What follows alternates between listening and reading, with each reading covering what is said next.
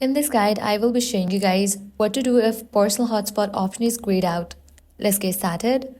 First, launch your settings and navigate to the option cellular or mobile data. Make sure cellular data option is enabled. This alone usually makes the personal hotspot option reappear. If that does not work, try turning on airplane mode, wait a few seconds and then turn it off again. This refreshes your network connection and often fixes the issue. If the problem continues, go back to mobile service menu and scroll down to find cellular data network or mobile data network. Here you'll need to enter your carrier's APN settings. These differ depending on your network provider, but you can easily find them by searching your carrier's APN settings online and entering the fields exactly as listed. If none of these solutions work, your final step is to reset network settings. For that, open settings, go to general. Now scroll down. Click on transfer or reset iPhone, click on reset network settings and go through the process. And that's it.